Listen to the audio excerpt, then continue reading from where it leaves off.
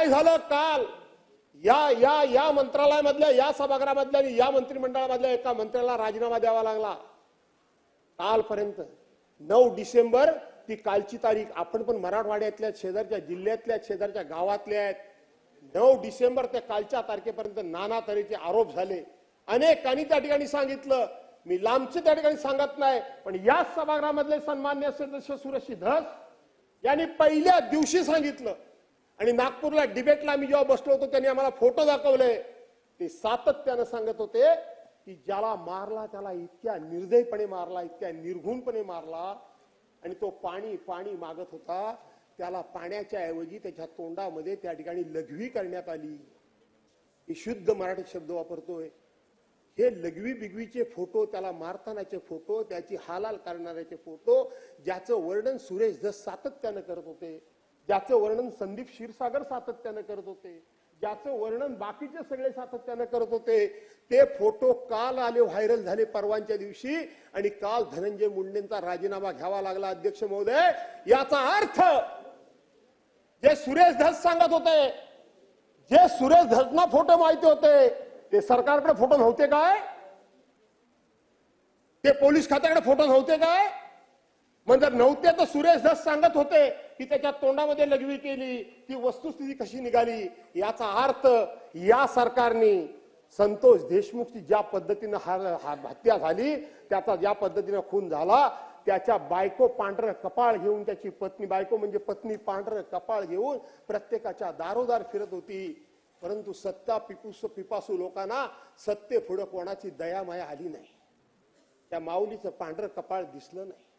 ती छोटी त्याची मुलगी सातत्यानं लोकांच्या घरामध्ये जाऊन मला न्याय द्या न्याय द्या म्हणून सांगत होती.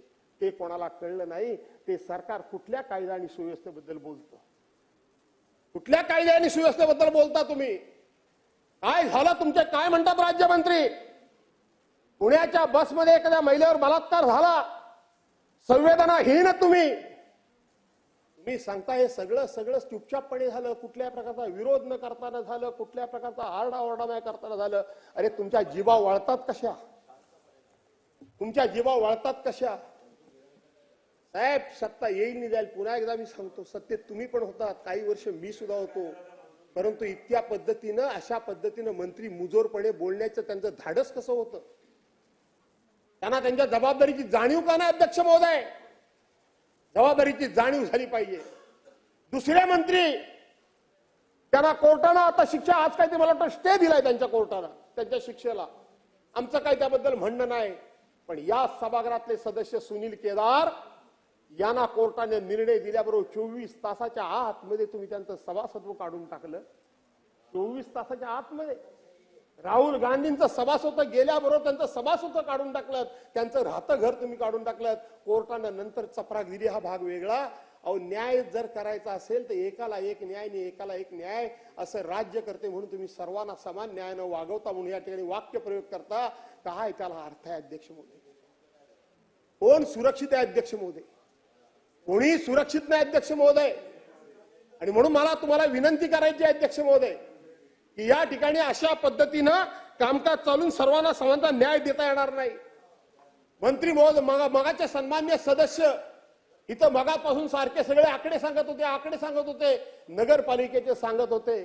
मला तुमचं दुःख मला माहिती आहे, तुमच्या मनातल्या वेदनात मला माहिती आहे, तुम्हाला काय खुपतंय ते मला माहिती आहे.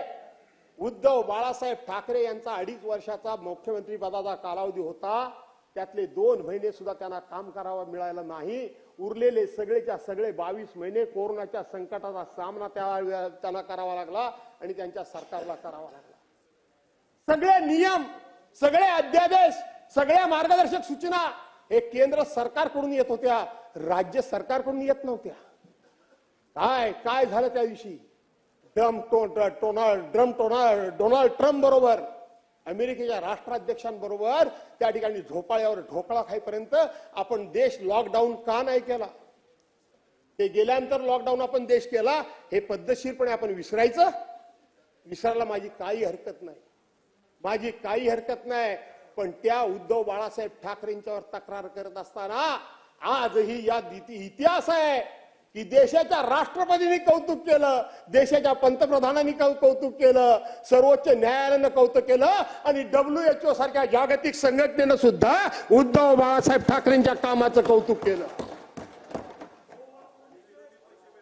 11,000 प्रेत मुंबईमध्ये असं सांगितलं गेलं.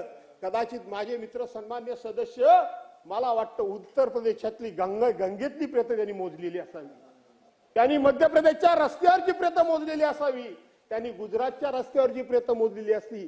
खरं तर हा विषयच आता नव्हता, पण माझ्या मित्राला मी धन्यवाद देतो की त्यांनी मला याचा खुलासा करायची संधी दिली. ती प्रेत त्यांनी तिथली मोजलेली असावी. अध्यक्ष महोदय, आजही माझं आव्हान आहे की केवळ मुंबईमध्ये नाही तर महाराष्ट्रामध्ये कोरोनामुळे जर 11,000 लोक मृत पावले असतील तर त्याचा अधिकृत आकडा हा सरकारनं जाहीर करावा. माझं काही म्हणणं नाही, करा जाहीर, काही हरकत नाही. अध्यक्ष महोदय, चुका झाल्या असतील तर त्या ठिकाणी सर्वांनी मिळून त्याची जबाबदारी घेतली पाहिजे. कोणावर आरोप करता तुम्ही?